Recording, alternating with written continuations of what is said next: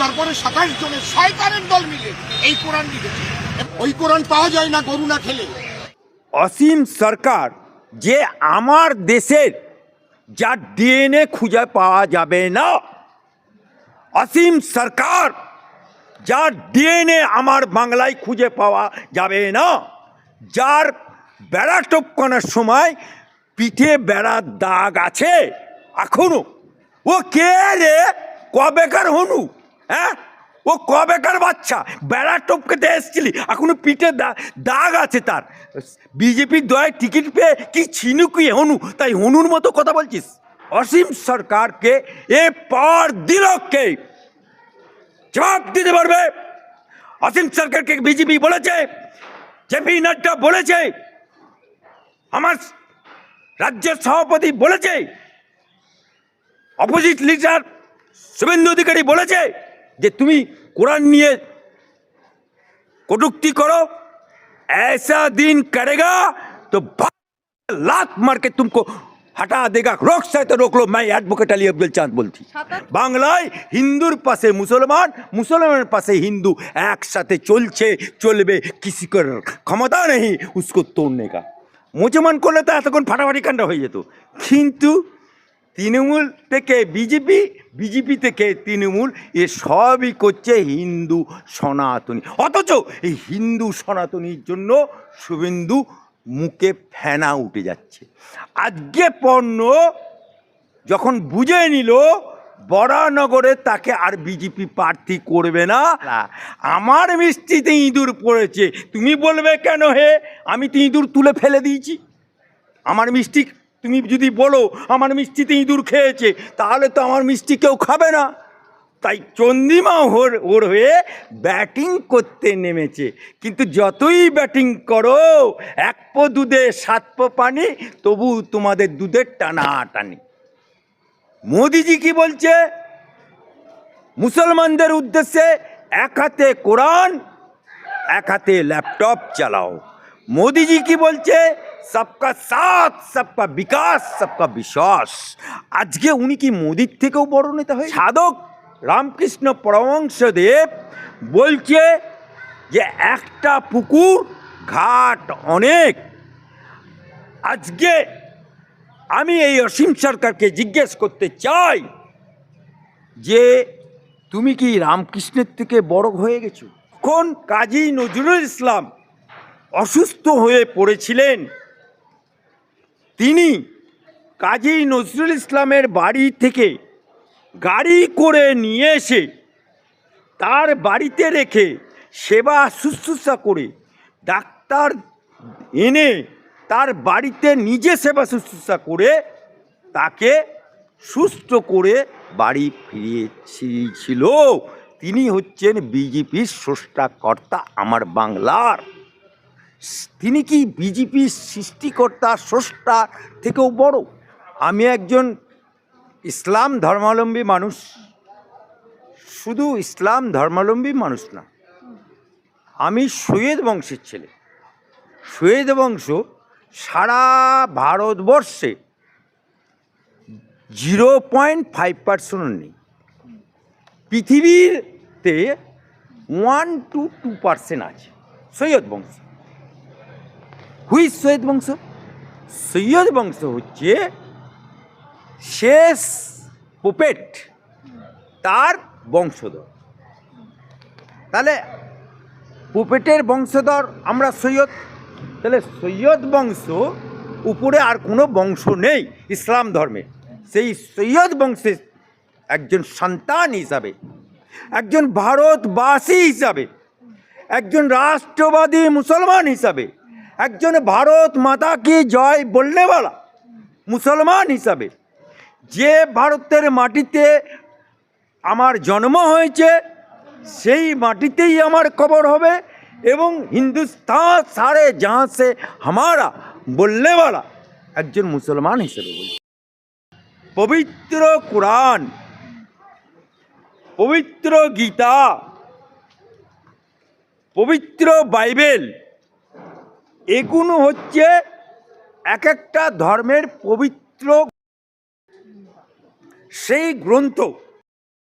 পবিত্র কোরআনকে নিয়ে কোনো রকম কোনো কিছু পরিবর্তন করা যায় না। পবিত্র কোরআনের বাণীকে বক্রোক্তি করা যায় না।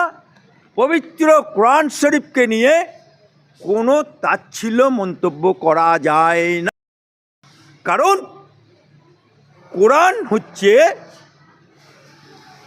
ওহী নাজিল হয়ে নবীর মুখ দিয়ে খোদার বাণী, যেটা নবীর মুখ দিয়ে উচ্চারিত হয়েছে, সেটাই হচ্ছে পবিত্র কোরআন, পবিত্র কোরআন গ্রন্থ।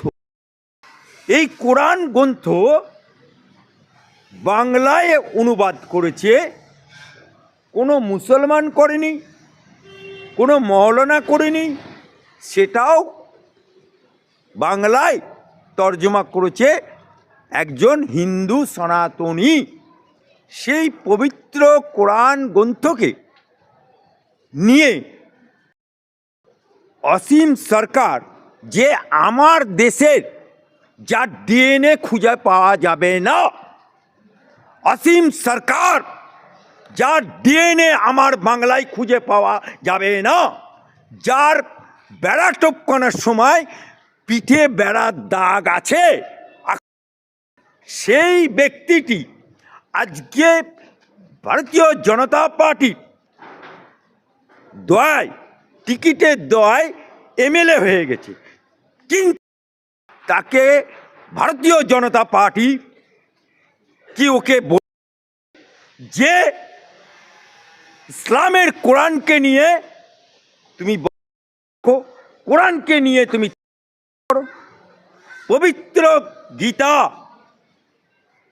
সে হচ্ছে আমাদের কাছে গীতা শুধু সনাতনীদের না, শুধু হিন্দুদের না, গীতা হচ্ছে একটা জ্ঞানের ভাণ্ডার।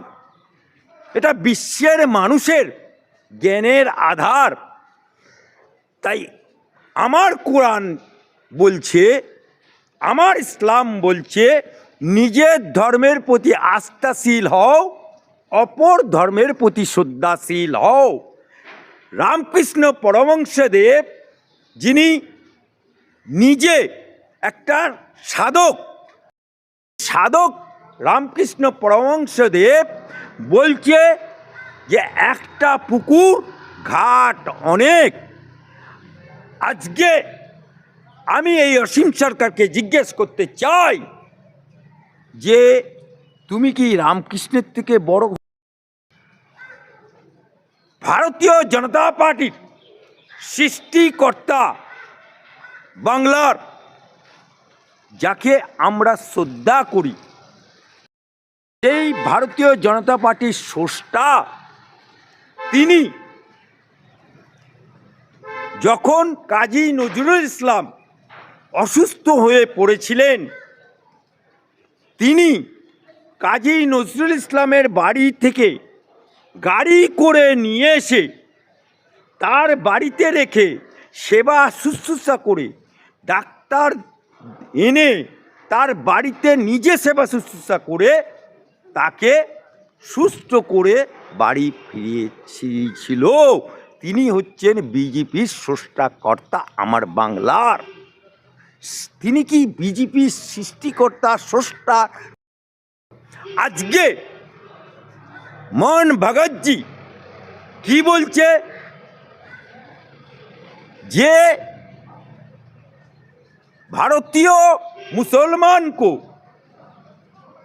जो हिंदू छेड़छाड़ करेगा उसको हटाने का बात बोलेगा,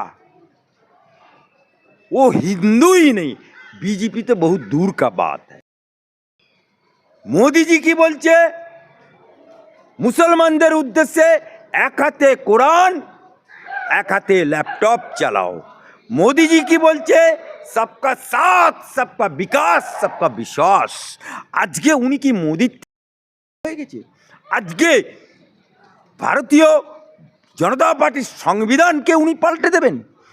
কারণ কোনো পার্টি, কোনো ধর্মগ্রন্থ হিংসা করতে অনুমতি দেয়নি না কোরআন দিয়েছে, না গীতা দিয়েছে, না বাইবেল দিয়েছে।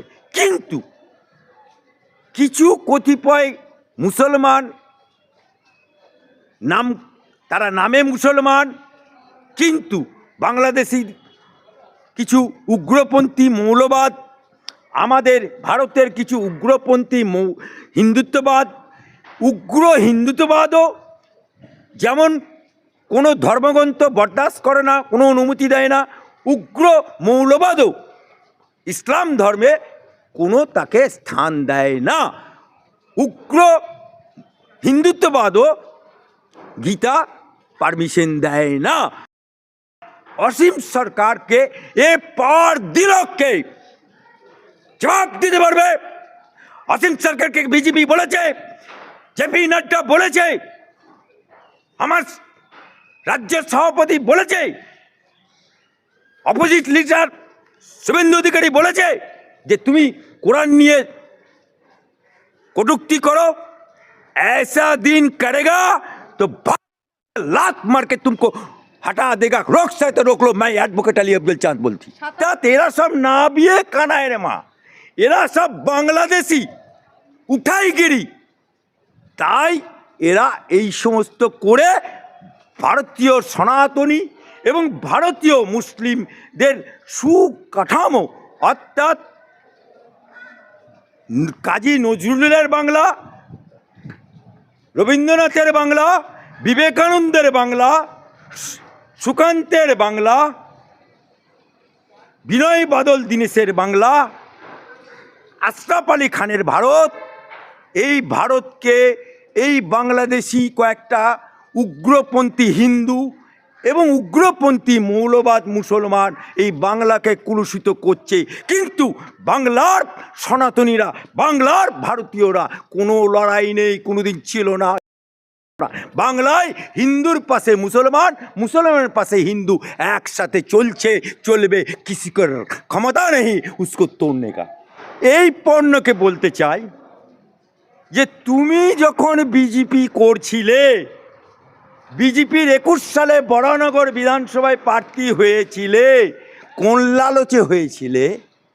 আর বিজেপিকে বলতে চাই, আর বিজেপিকে আমি বলতে চাই, বিজেপিতে তৃণমূল থেকে লাফ মারা যারা, মুকুল রায় থেকে শুরু করে অর্জুন সিং, আয়ারাম গায়ারাম, আবার আছে তোমার কি ব্যানার্জি না চ্যাটার্জি, বালিতে বাড়ি, এরকম বহু মাল, তারা কিন্তু সবাই হিন্দু, কোনো মুসলমান এপার ওপার করেনি। তৃণমূল থেকে বিজেপি, বিজেপি থেকে তৃণমূল, কোনো মুসলমান করলে তো এতক্ষণ ফাটাফাটি কাণ্ড হয়ে যেত। কিন্তু তৃণমূল থেকে বিজেপি, বিজেপি থেকে তৃণমূল, এ সবই করছে হিন্দু সনাতনী। অথচ এই হিন্দু সনাতনীর জন্য শুভেন্দু মুখে ফ্যান। আজকে পণ্য যখন বুঝে নিল বরানগরে তাকে আর বিজেপি প্রার্থী করবে না, কারণ ওখানে তাপস রায় চলে এসছে, তার টিকিট মিলবে না। তাই এই রকম লালু ভুলু চিকন চাকুন ডগরা ক্ষমতায় থাকতে চায়। আজকে তুমি যদি নারী হও তাহলে বলো, তোমার মুখ্যমন্ত্রী নারী, সেই নারী থাকাকালীন অভয়াকাণ্ড যখন হলো তুমি কোথায় ছিলে?